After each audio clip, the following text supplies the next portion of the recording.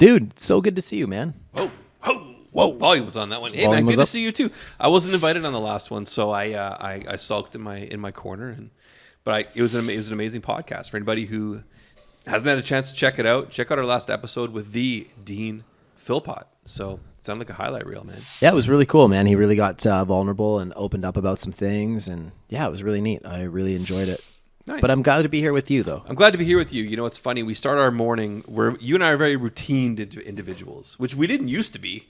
And I kind of think, well, how did we do what we did without it? But now we are so dialed in, so routine. You're in the gym in the morning. I'm in the gym in the morning. We are here. Like, I think if we show up late, it's 7:30. And it's funny. We start our day with these gratitude pieces. And today I had to say, man, one of my gratitude pieces was I was insanely grateful that over the weekend, you and I just took an hour and a half, had a Bailey's and coffee, watched a bit of football, and we did not talk any shop, man. Just two guys. Yeah, it was two awesome. guys hanging out. It's so, nice. Yeah, grateful to be back at it. You know, you're one of my closest friends, man. So, Dude, love you're having like you my here. brother, man. You're my brother from another mother. There And I you know go. you were an only child, but you're no longer an only child. There you go. You're part of the Sims family. Perfect. Yeah. Might as well go hyphenate my last name. You might as well hyphenate. Joe Moretti Sims. Yeah, absolutely. You might as well get the tattoo. Hey, I want to talk about something. So yesterday, I decided to go on a hike. It's about a 10-kilometer hike all the way. And I just went by myself. I threw on my headset and I just threw on a podcast and I just was in nature.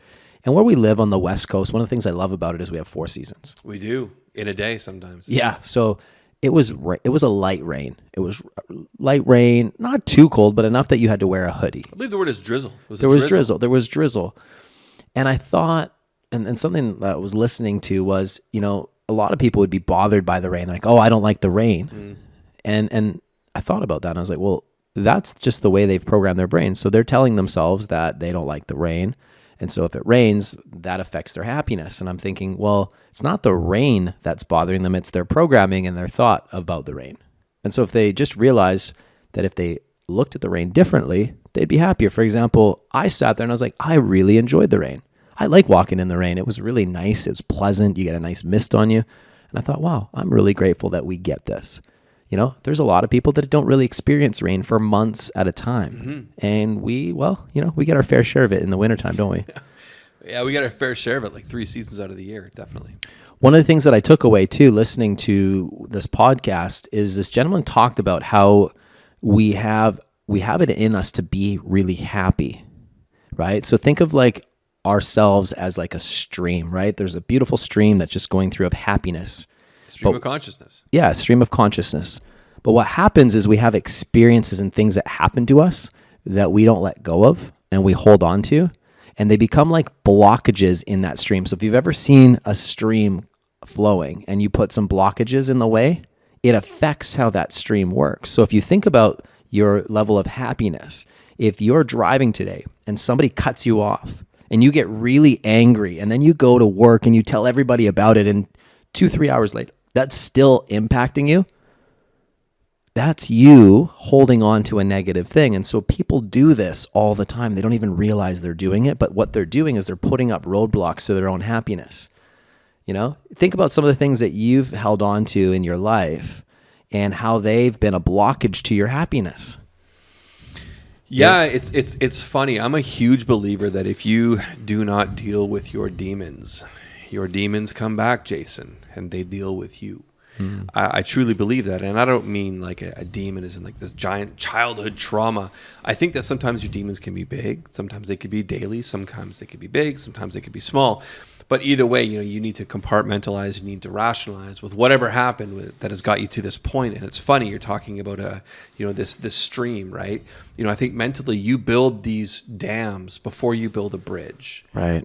And as you're building these dams could be trauma based. It could be, you know, your own personal beliefs that are holding you back. Well, what that does is that impacts the stream.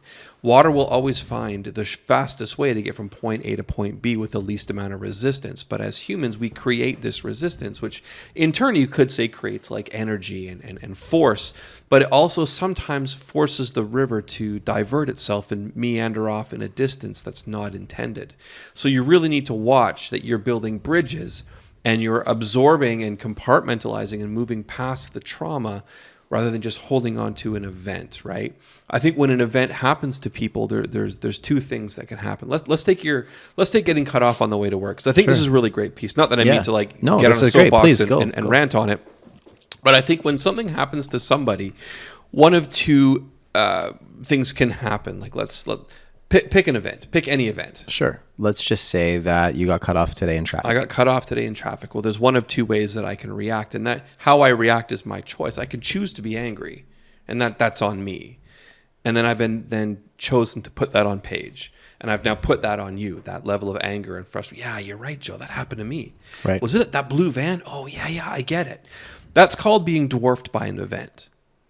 Anytime something happens to you and you cannot bounce back with a certain level of resiliency, you are now dwarfed by an event. Now, the other thing can happen is you can rise to an occasion. And under any given circumstance, like the yin to a yang, right? You can either be dwarfed by the occasion, you can succumb to it, right? Succumb to your fear and your emotions, or you could rise to the occasion, which means push yourself forward, use it as growth, use it as ammo to be a better person. I got cut off, but you know what?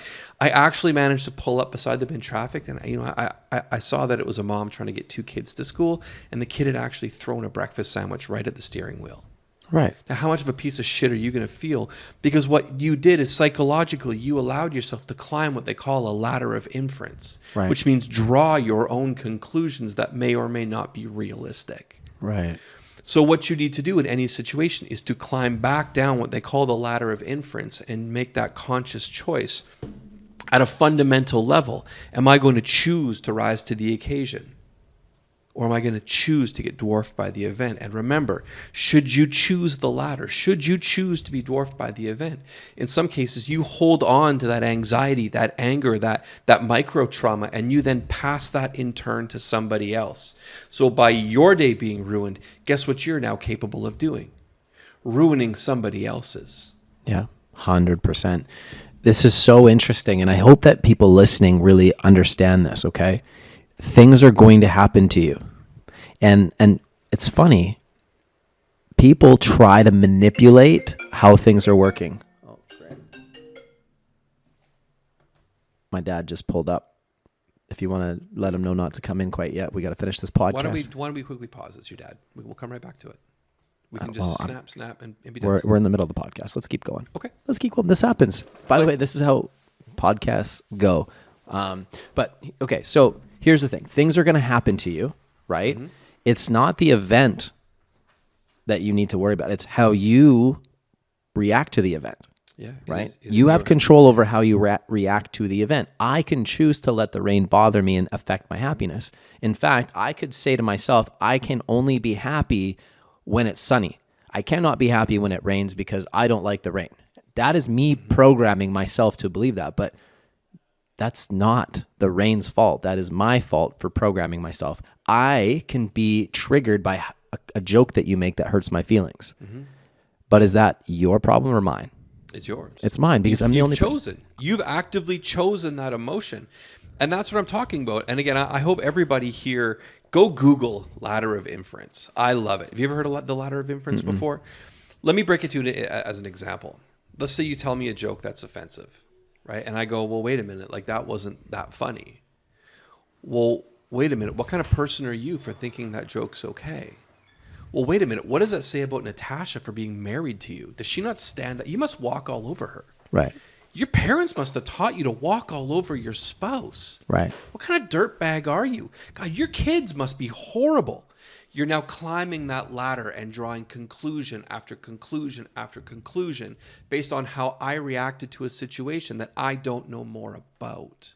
Right. And that's the biggest piece is what's that level of understanding? What are you choosing to take away out of that interaction? I'm going to tell you a situation. So Please. a good friend of mine. Is it me? No, a good friend of mine. He's going through something. So his wife, unfortunately, left him for another man. He has a few kids. Tough, right? Super loyal guy, good guy, successful. Unfortunately, that's happened to him, right? And he went down the path, went to a doctor. Doctor prescribed him some antidepressants. And a good friend of ours reached out to him because another friend said, hey man, you need to reach out to this guy and just like pull him in. So we've brought him into our circle, and we go running and do fitness together and do stuff like that to just help him be in a good place, right? That brotherhood thing. And it's been helping him a lot. Him and I have we've gotten to know each other better, and we've been having some really good conversations. And the thing that I said to him, I said, look, you can choose to look at this one of two ways. And the one thing that I'm going to suggest that you do is you get to a place where you can look at this woman and say, thank you for what you've done, because you've given me my beautiful kids. You have been a good mother, right? If you choose to look at her as the person that like provided you with these amazing children in your life and these blessings because he loves his kids, he loves being a father, and you can look at that person and do that, you are not saying you forget what happened, but what you're doing is you're letting go of that anchor that's stopping your flow of happiness. You cannot let somebody own your happiness any longer because you are now the victim. This person's moved on and is with somebody else. You are sitting here trumped by the event, and it's affecting your ability to move on. And so the sooner you can come to a place of forgiveness, the sooner you can move on and feel better. And I said, you might not be there yet right now, but if you can look at this person with a sense of gratitude, it will change everything for you, because that person gave you the most beautiful gift in the world, which is your kids. And that forever you should be in gratitude for. And if you just looked at it that way, you'd be like, oh, that's a different way of looking at it. Listen, you and I have exes, and I've chosen to look at my ex and say, you know what? Thank you so much. I am grateful for 2 sons that you've given me. I'm grateful that you're a great mother. Thank you. Right? Anything that she's done in the past, it's in the past. I have an amazing wife right now that I love, and I have amazing, I've had 2 more children since, so I have 4, but I look at her with gratitude for what she's done for me, blessing me with the children and being a supportive mom. And so by me choosing to do that, it allows me not to feel hurt and held back, because there's a sense of gratitude that I get from that, Yeah, I agree. And I think that, again, like you've looked at it from, and I sort of keep drawing back to it, right? You either rise to the occasion or you're dwarfed by the event. And I've seen so many people who have been in that situation, men and women, right? Where what's happened is you've had like this what you thought was happiness, and then it comes crashing down, and you're just like, well, what's next?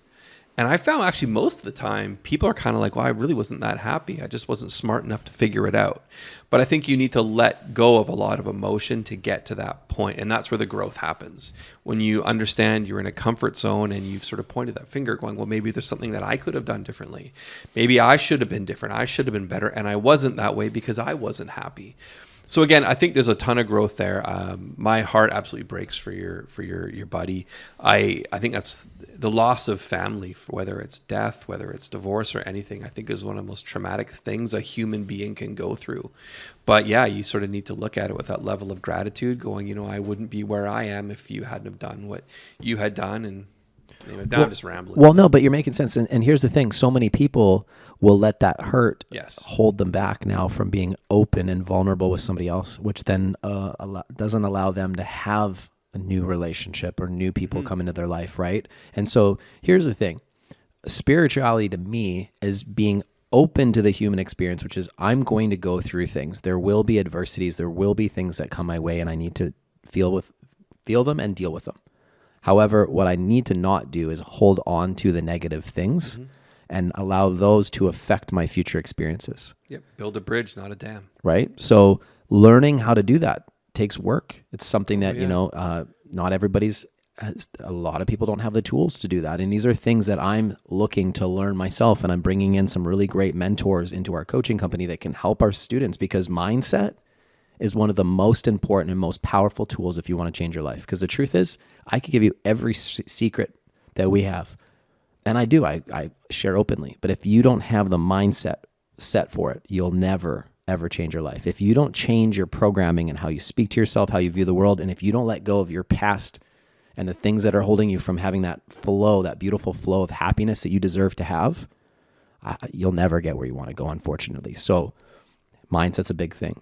The other thing is you need the right community around you, right? So that's what we call accountability in our coaching, right? Creating a community of people that have your back, not people that are going to sit there and give you a pity party. People that are going to be there to support you in your growth, because you're either growing or you're slowly decaying in life. You're never stagnant, ever. It's like, understand that if you think that you're just stagnant, you're actually decaying. And as a human, you have to continually remind yourself that if I'm just stagnant right now, I'm actually decaying. How do I grow? Well, you grow by being in the right environments. So, and these things take practice. This takes practice. This is another big fundamental thing that we really focus on, is like helping people practice these things, like practicing gratitude, practicing their skills, and developing systems that they can use to help them keep their mindset sharp. And I'll tell you, it takes courage. I think to change a mindset, I think to create a level of accountability and to embrace skills training, like it takes a lot of guts. And it's funny, a lot of people come on these accountability calls with us. They come on these skills training calls, and you can just see this level of fear. But I think just to show up takes that level of courage to sort of have that self-realization where you're like, wow, there's a disconnect from where I am to where I want to be, and I want to change. I want to even show up and put my hat in the ring that, Jason or Joe or one of the Justin, Bianca, or Skyly, someone's going to call on me, just to be there on that call. It takes courage. But what you need to know is that there's safety in numbers. It takes courage for you, but also takes courage for us to show up. Sometimes I even get a little nervous going into these calls, right? I might screw something up, and you're always giving me feedback. I give you feedback. But be courageous enough to accept it and acknowledge the fact that, you need accountability and you need skills training. 100%. It's and tough. You need the right mindset. You do. And you got to understand that if you're still holding on to things from your past that are stopping you from moving forwards, the event isn't trumping you. You are trumping yourself, right? You got to feel when things happen to you, got to deal with it and let it, feel it in that moment. You can't suppress it and say, avoid it. You can't just avoid tough conversations all the time in your life. You can't just cut people out, because what you're doing is you're trying to manipulate things to perceive your happiness. You can't do that. You have to be open. You have to be accepting of experiences. Things are going to happen to you. It happens to all of us, but you don't have to not deal with it. Deal with it. Allow it to feel, and then move on from it, right? If you get upset by somebody cutting you off, deal with it in that moment, and then let it go. And then choose to look at it from a different light. So again, if you don't deal with your demons, Jason, what happens? Your demons will deal with you. Demons will deal with you. I feel like you got cut off on the way in today, man. No, I didn't. I actually didn't. I actually didn't, but I thought it was an example, because people get... No, it's a good example. People allow little things because in their brains, they've programmed themselves to believe that, well, in order for me to be happy, everything has to go exactly how I think it's going to be. Could you imagine trying to control all these variables that you have no control over? It'd be exhausting. It's exhausting, right? And if that's how you have to live by these things that people have to behave, think, speak a certain way for you to be happy, that's a problem, right? Just accept it. Somebody might not think the same way as you. Somebody might disagree with you. That's okay. It's okay. It doesn't have to affect your happiness. You could just say, hey, thank you for sharing that. I appreciate it. That's an interesting perspective that I hadn't heard, or an interesting perspective. Thank you. And then I could choose to carry on with my day. I don't need to dwell about it, and I don't need to find 10 other people to agree with me or not agree with me. Who cares? Let it go. Move on. Your happiness is right in front of you, but you're letting these blockages and these things that you're holding on to, that you're giving energy to, they're not helping you at all. Let them go. Figure out how to deal with them, and then you'll be happier, guys. You deserve happiness. Everybody on this call deserves happiness, including you, brother. I love you, man. Appreciate that. All right. Well, guys, there you go. Different theme than what we've talked about in the past. But, I really do believe in this mindset theme. I really do believe in accountability and skills training. Those are three things that, all of our students, our private network that we focus on, these are exactly what Sims Coaching Systems is about, and our private network. Maybe you could quickly touch on the private network, Joe, that we've developed. Wow. Where do you I don't think there's a quickly about it. I mean, if you are finding as a person, not just a real estate agent, if you're listening to this and you've got that inner calling that you're looking for a bit of a mindset shift, you're looking for some skills training, you need accountability. Right now we are working with a dynamic network of people from right now all over North America, actually in 7 different countries, that are having those exact same thoughts, and we're all working in the same slipstream together as one network, unified, helping you create the financial freedom, helping you create the self-actualization that, you got this. That was a really long-winded philosophical answer. I love it. It's called The Expansion. It's a global private network, and it's all about self-growth. It's all about helping you in business and in life. There's power in numbers. Right? If you get like-minded people that are about growth, they want to grow, not victims, right? People that take accountability for things that happen to them, people that are looking to grow, that's the group you want to check out. So make sure you check it out, guys. We're going to have an official launch of the group here very soon. Big things coming. But for now, the expansion, it's coming. The logo's dope. The logo's dope. All right, man. Appreciate you, brother. It was a pleasure, man. Love you, pal. Cheers.